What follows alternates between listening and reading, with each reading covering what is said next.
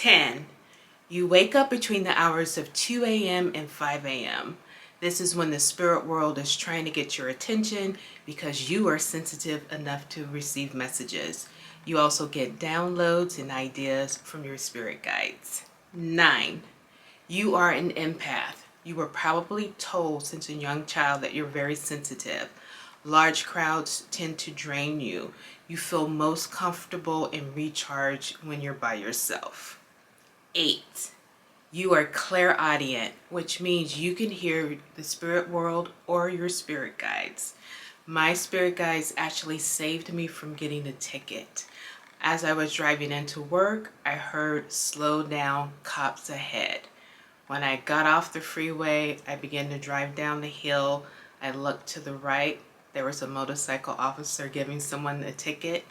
I drove a little further down the hill, looked to the left. There was another motorcycle officer giving someone a ticket. And as I got to the bottom of the hill, 2 black and white cars began to drive up the hill in the direction that I just came from. So that means that you can either hear the spirit world or hear your guides in order to help you. 7. You are clairvoyant, which means that you can see with your inner eye.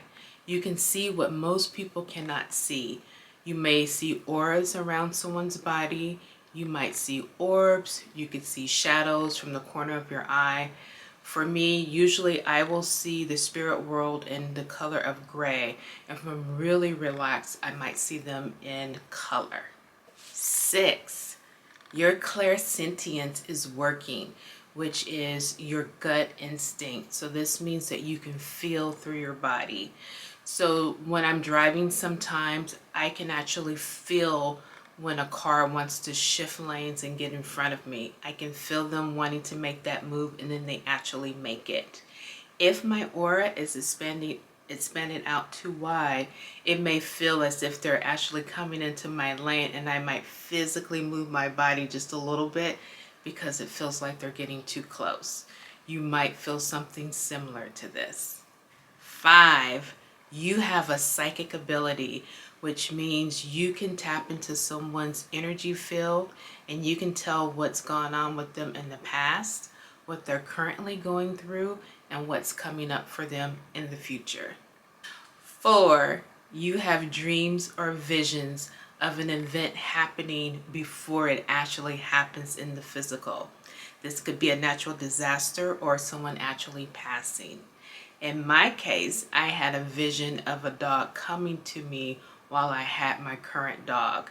This could also happen with pregnancy, so pay attention to your visions in your dreams. 3. You don't fit in. Sometimes you can feel like your gift is an actual burden. It could be difficult to have conversations with people because they can't relate to what you're going through. 2. You want to help people. When I was a little kid, it would actually upset me when the adults would argue. So I would feel into what they actually meant, and then I would go to the person and say, I know she said this, but what she really meant was this. It tended to soothe down the energies and the agitation within the house. You may have done this as a small child, and you might be doing this now. 1. Connection to others. You might find yourself thinking about a person just moments before they text, email, call, or even come into a room. It's because you have that natural connection. You're connected to the energy field and you can sense people before they make a move. If you want to feel more confident about your spiritual gifts, watch this.